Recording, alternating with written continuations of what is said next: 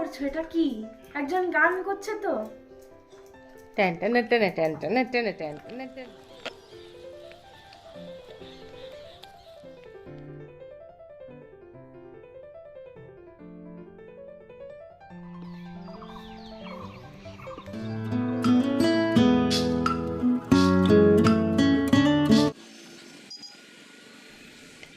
নমস্কার সবাইকে, জীবন পাতা চ্যানেলে আরও একটা নতুন ব্লগে আপনাদের স্বাগত জানাচ্ছি। আজ 24 ফেব্রুয়ারি শনিবার বিকেল 4টে মতন বাজে। মা আর মেয়ে মিলে বাসে করে চললাম হ্যামিল্টনের উদ্দেশ্যে।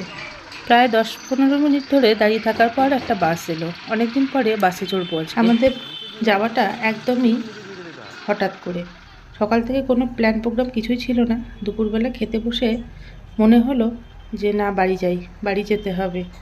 ব্যাস, খাওয়া দাওয়া করে রেডি হয়ে চলে আসলাম। প্রায় ঘন্টাখানেকের জার্নি শেষ করে পৌঁছে গেলাম হ্যামিল্টনে।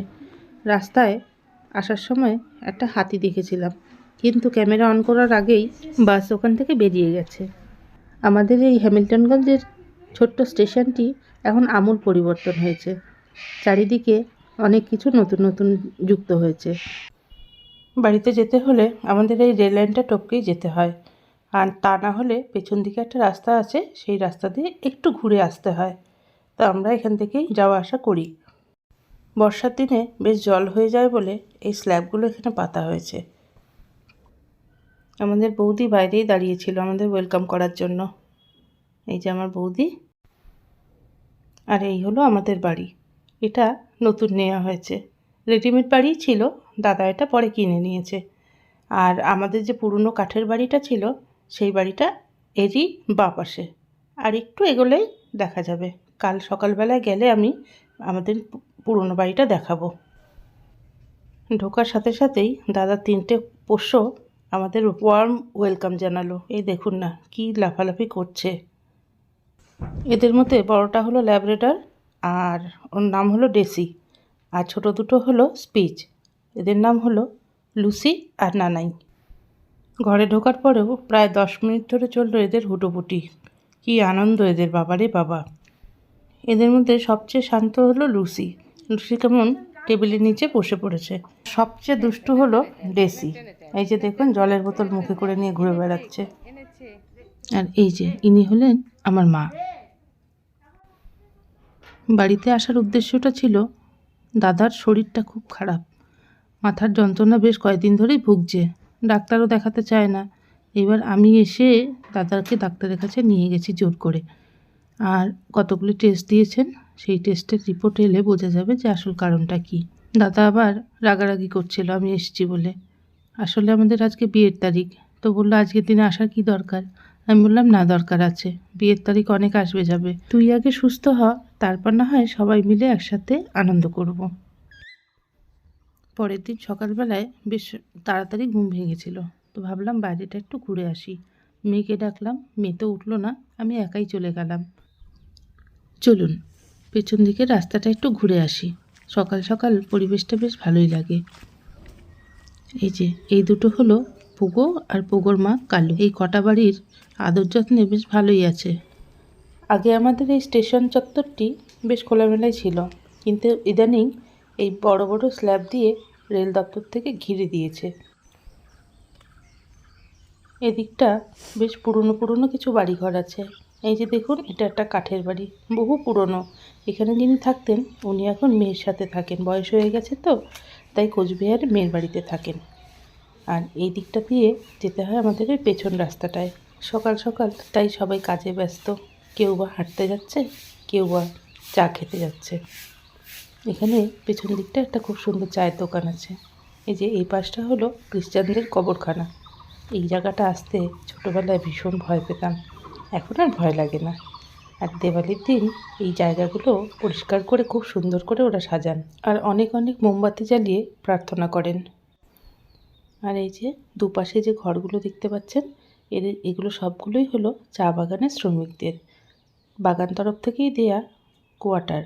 কিন্তু সেই কোয়ার্টার আগে যেরকম অবস্থায় ছিল, এখন বর্তমানে ছেলেমেয়েরা অনেক ভালো জায়গায় এস্টাবলিশড হয়ে যাওয়াতে ওরা নিজেদের মতন করে বানিয়ে নিয়েছে।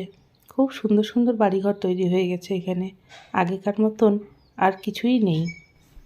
আমরা পেছন দিকের এই রাস্তাটাকে ট্রলি লাইন হিসেবে জানি, কারণ এখানে বহু বছর আগে ওই ট্রেনের যে ট্রলিগুলো থাকতো ট্রেন লাইন চেক করার জন্য, সেই ট্রলিগুলো এখানে রাখা হতো, যার জন্য সেই থেকে এই জায়গাটার নাম ট্রলি লাইন হয়ে গেছে।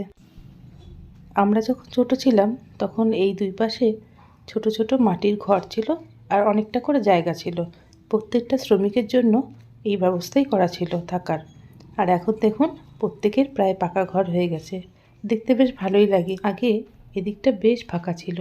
এই যে বাঁ দিকে চা দোকানটা দেখতে পাচ্ছেন, এখানে আগে একটা স্কুল ছিল, সেই স্কুলটা এখন উঠে গেছে। বেশিরভাগ চা শ্রমিকের ছেলেরাই এই স্কুলে পড়াশুনো করতো।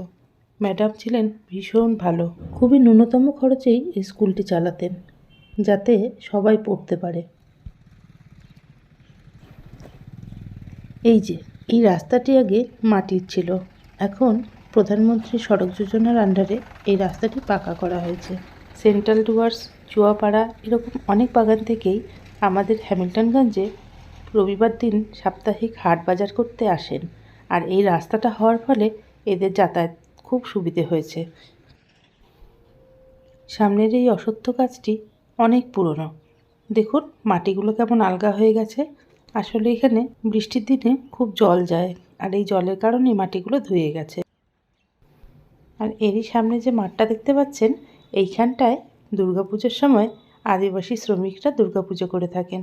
এদের প্যান্ডেলও খুব ছোট হয়, লাইটিংও সেরকম থাকে না, কিন্তু এরা আনন্দ করে ভরপুর। সামনের এই চা বাগানটি কালচিনি চা বাগান নামে পরিচিত। এবার শীতকালে কলকাতার ওদিকে বৃষ্টি প্রচুর হয়েছে, কিন্তু আমাদের এদিকে ডুয়ার্সে এক ফোঁটা বৃষ্টি হয়নি, সেই জন্য চারিদিক কেমন ধুলো আর রুক্ষ সূক্ষ্ম হয়ে আছে, দেখতে মোটেই ভালো লাগছে না। একবার যদি বৃষ্টি হতো, সমস্ত ধুলো ধুয়ে গেলে আবার সবুজে ভরে যেত, তখন এর সৌন্দর্যই আলাদা।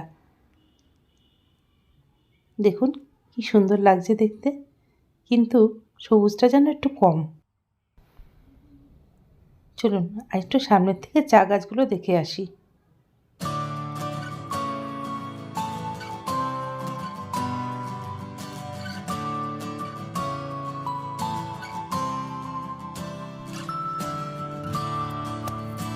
এই যে এখানে নতুন চা পাতা উঠেছে, যেগুলো আমরা চা পাতা হিসেবে খাই, সেগুলো হলো একদম মাথার দিকের পাতাগুলো। আপনারা সকলেই হয়তো জানেন, দুটি পাতা একটি কুড়ি নামে পরিচিত।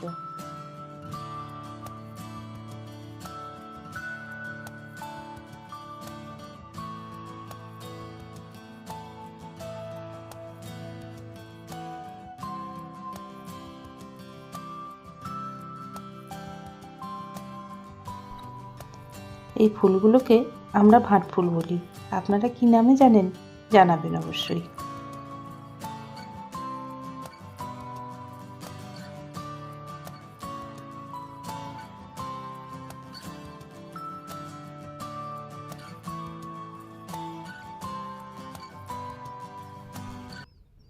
এই যে এখানে তিনটি গাছ নষ্ট হয়ে গেছে, মনে হয় বাজ পড়েছিল।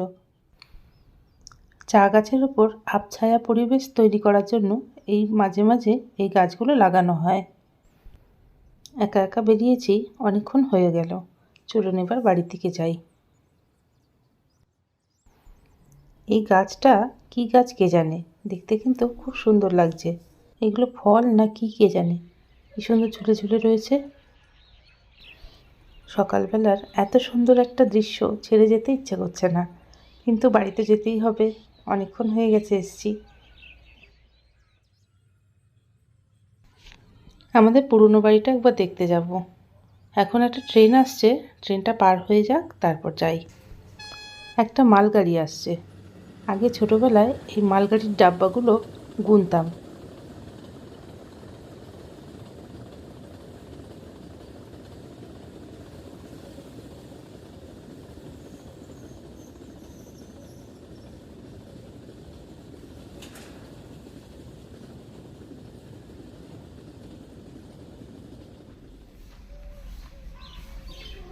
এই যে চলে এসেছি আমাদের পুরনো বাড়িতে। পুরনো বাড়িতে ঢোকার আগে এই কাকিমার বাড়িটা ফুলে ফুলে কি সুন্দর সাজানো দেখুন। কটা গোলাপ ফুটেছে দেখুন, কি বড় বড়। কাকুর হাতে গোলাপগুলো দারুণ হয়।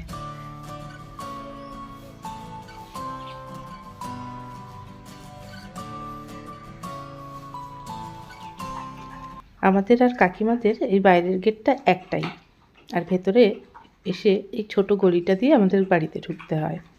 কাকিমাদের কাছ থেকেই জায়গাটা নেওয়া ছিল আমাদের। আমাদের বাড়িটা একটু নিচের দিকে, 2-3টে সিঁড়ি পার করে যেতে হয়। বাবার হাতে তৈরি প্রথম বাড়ি, অনেক কষ্ট করে বানিয়েছিলেন বাড়িটা, আর আমরা একটু একটু করে যত্ন করে সাজিয়ে তুলেছিলাম বাড়িটা।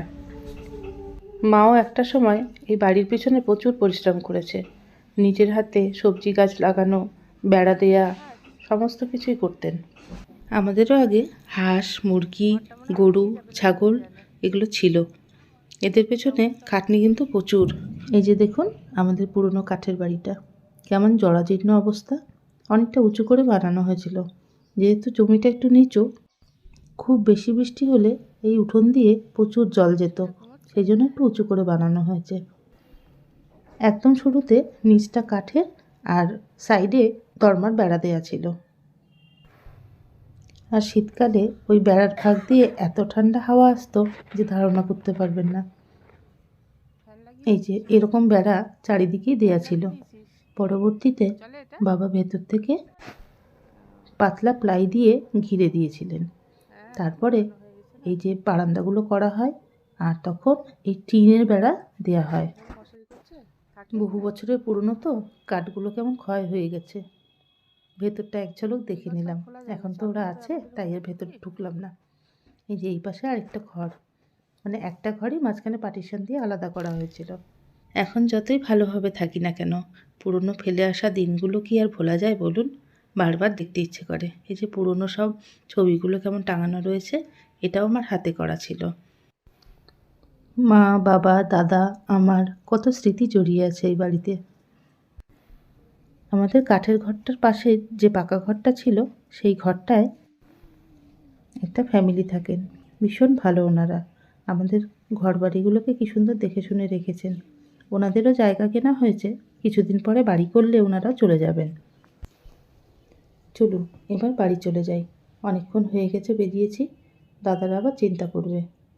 এই যে বেরোনোর সময় কাকিমার ঘরটা একটু দেখিয়ে দিলাম। কাকিমারাও এখন পেছন দিকটায় নতুন ঘর করেছে, কিন্তু সামনের ঘরগুলো এখন ওরকমই আছে। এই যে আমাদের কাকিমা। আমাদের এই কাকিমা ভীষণ ভালো। আমরা যবের থেকে এখানে এসেছি আর যতদিন পর্যন্ত ছিলাম, এই কাকিমা বিভিন্নভাবে আমাদেরকে অনেক সাহায্য করেছেন। ওই যে দূরের বাড়িটা দেখতে পাচ্ছেন, এটা হলো আমার বৌদির বাপের বাড়ি, একদম রেল লাইনের এপার আর ওপার। এই যে আসছে ছেলেটি, এ হলো আমার ভাগ্নে, ও দাদুর বাড়িতে থাকে। আমরা এসছি শুনে আসছে।